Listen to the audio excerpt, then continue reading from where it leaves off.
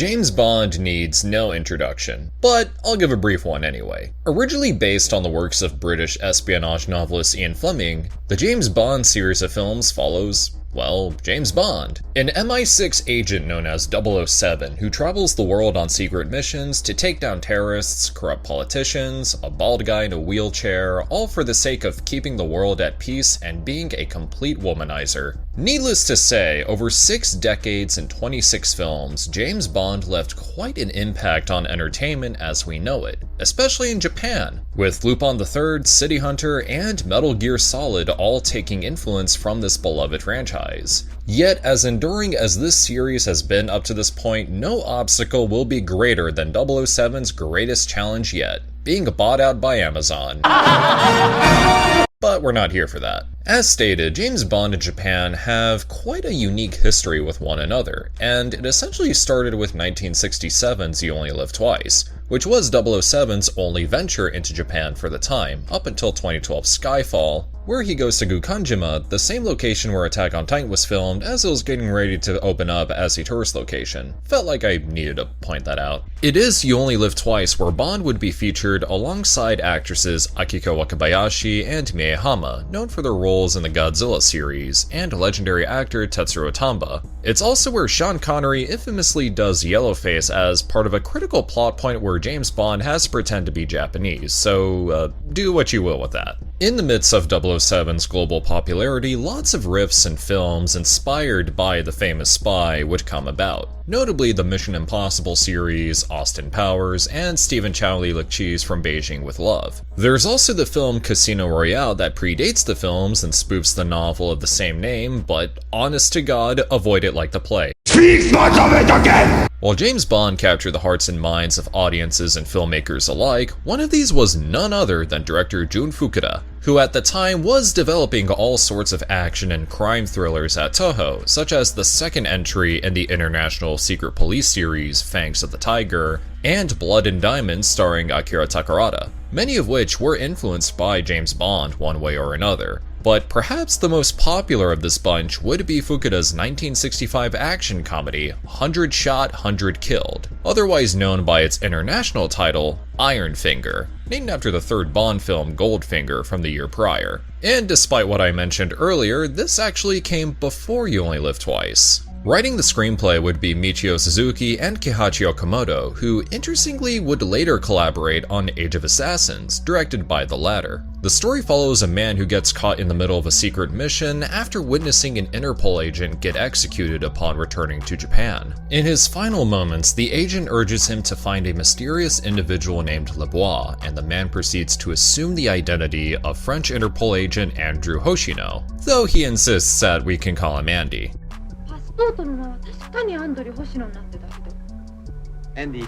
In pursuing the assailant, Haneda Airport faces an attack orchestrated by an arms dealer named Huang Changling, who is smuggling weapons from Hong Kong for the Akatsuki crime family, rival of the Aonuma family that serves Lebois. Tensions rise amongst these groups as Andy gets deeper into the criminal underworld, using his unorthodox methods of espionage to get as close to Lebois as possible and take him down. Playing the role of Andy Hoshino is the late and legendary Akira Takarada, known for his performances in countless dramas in his career that spanned nearly 70 years, but more notably his many appearances in the Godzilla series. Takarada is the genuine heart and soul of the film. His range as a performer does absolute wonders as he can go from being an unassuming individual to a very suave and badass spy instantaneously, which also makes for some brilliant moments of comedy. Even in scenes that are meant to be played for laughs, like the scene in the bathroom where he fights with a plunger, still manages to be inherently comedic but also played very straight. Same goes for when he runs through a bowling alley during a chase. Takarada also looked back at his role of Andy Hoshino with great fondness, even citing it as one of his favorite performances, which also got a shout out in Godzilla Final Wars, which was unfortunately mistranslated and completely reinterpreted for overseas localization. His chemistry with the other actors is just seamless, as he really feels like the glue holding everything together with how effectively they bounce off one another. Alongside him is famous Japanese comedian and King Kong vs. Godzilla actor Ichiro Arashima as Detective Tezuka, who in a way is a mirror to Andy. Whereas Andy is someone posing as a spy and being very good at it, Tezuka is a professional but comes off as incapable in comparison. But this isn't to say he doesn't have highlights of his own, like early in the film where he waits for a car chase to pass by before exiting his vehicle just to tell his driver to go chase it. Or when he finds out that LeBois abducted Andy through a walkie-talkie, and he still finishes his sentences with "over."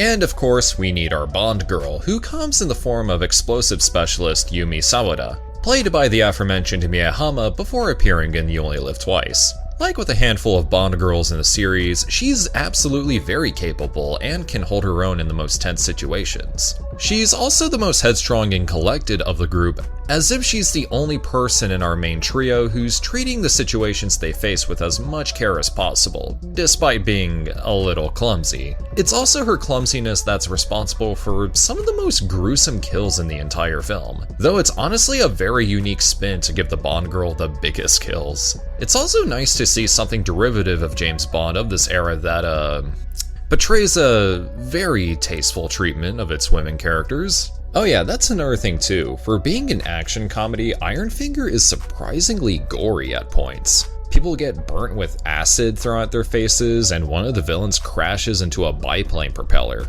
Speaking of, I wouldn't be surprised if that same sequence inspired the climax of the final Mission Impossible film. For our villains, Jun Tatara can really pull off being this endearing but kind of incompetent arms dealer as Huang. Even though he may have valuable connections, we get the sense that he's aware of his expendability and does what he can to keep his place in this complicated web of crime by exchanging secrets between crime families and his association with Yumi. Alongside Huang is Josuke Akatsuki, played by Kurosawa collaborator Sachio Sakai. He's only a taste of what the villains of this movie have in store for us, as he's the first real obstacle that Andy is faced with, from a very fun chase sequence to a beautifully crafted sword fight between him and Andy. It's also this crime family that inadvertently gets Andy sucked further into the matters within the film. So while they may not have a lot to them, there's enough to justify their importance. Probably the second best performance of the film has to be crime boss Komori Aonuma, played by Toho regular and Godzilla veteran, the great Akihiko Hirata.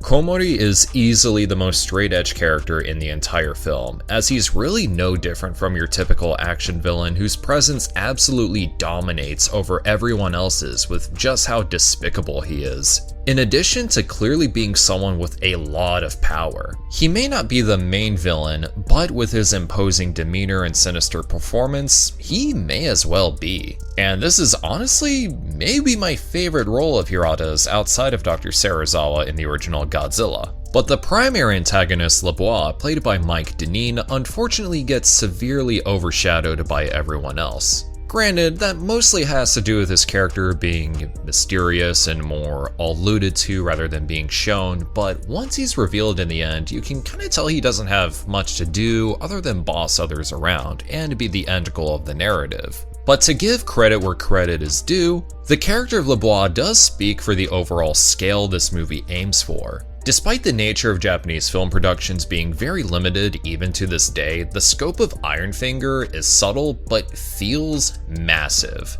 As the story doesn't only bounce across different parts of the world, it's also one of the handful of Japanese films to actually be shot partly outside of Japan, such as when they're in the Philippines, and how Andy, being a French spy, is supported by the fact that Akira Takarada phonetically learned his French dialogue, which there's plenty spoken throughout the film. Une semaine à Bangkok, et maintenant, à votre avion. Qu'est-ce que vous arrive, mademoiselle? Je suis vraiment vexée. Mon impresario a disparu. C'est ça. Il est français, n'est-ce pas? Oui, oui. Vous le connaissez depuis longtemps? An unfortunate omission in the second, but we'll get to that. Takarada also drew from his time growing up in Manchuria for Andy's body language and character interactions, which I would highly encourage listening to his 2019 interview at G-Fest, where he shares plenty of these experiences. It is insane stuff to hear, but speaks so much of the dedication he had to his craft. I briefly touched on the visuals earlier, but the cinematography by Shinsaku Uno is just stellar. Uno manages to come up with very creative ways to follow the action or put it on display with unique angles, wide and medium shots with lots of depth, and tracking shots that make them feel more tangible. The sword fight with Akatsuki is the best example of this, but there's also the comedic rush that comes with the initial chase, as well as the tension that comes with the finale. And of course, the identity of Ironfinger isn't complete without the groovy and versatile score by the incredible Masaru Sato, the same man behind the compositions for many of Kurosawa and Keiichi Okamoto's works and several Godzilla films for good measure. You would think that a Bond riff would resort to pulling from the catchiness of the 007 theme, or some of its sweeping orchestral pieces. But Sato goes out of his way to make the soundtrack of Ironfinger stand on its own.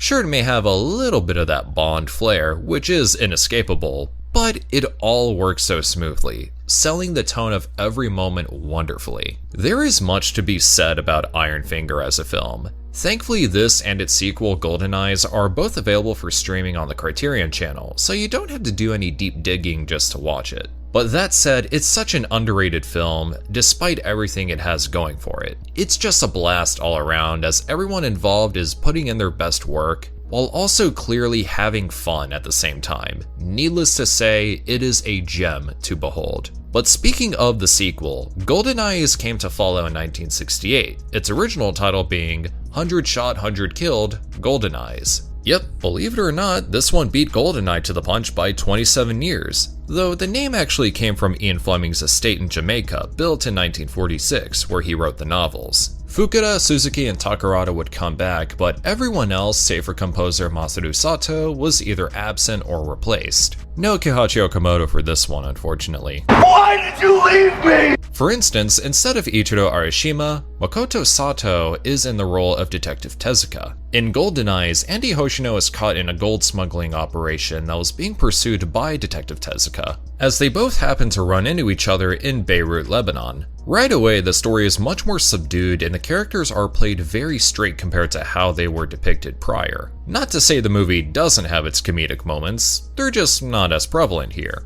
And the chemistry between Andy and Tezuka is still strong, which I found very surprising given the recast. A testament to how Makoto Sato really held his own in the role. And Andy is still good ol' Andy.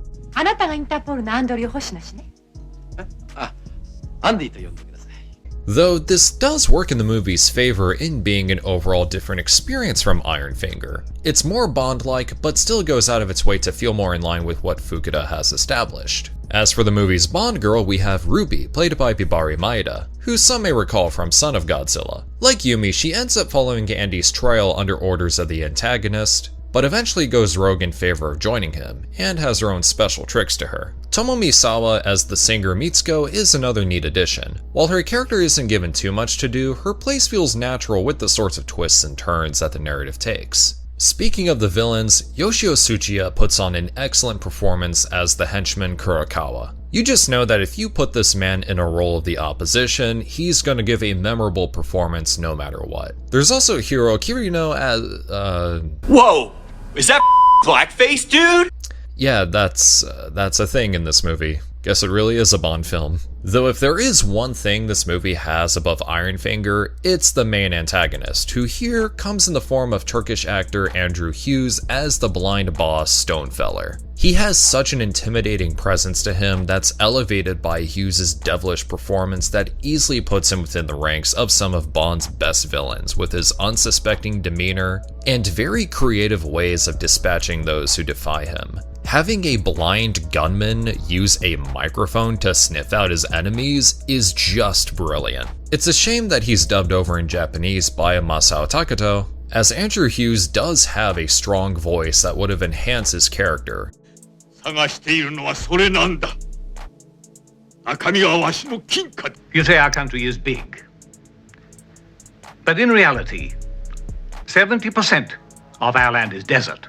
But there's enough to get across. Even if it doesn't aim for the heights of Ironfinger, GoldenEye still feels like a grand adventure that spans across the world, conveyed by the amount of on-site shooting overseas in the Middle East, even if we clearly go to the Toei quarry at points. I know the way I'm breaking down GoldenEye comes off like it's a lesser Ironfinger, but please do not get me wrong, this movie is still tons of fun. The cinematography by Kazuo Yamada injects so much style into the narrative and how visceral and experimental it can be. In conjunction, the sound design and by extension Masaru Sato's music do a great job selling tension and suspense. Such is the case with the final gunfight against Stonefeller, as the heavy shadows and lack of music build a sense of dread and uncertainty.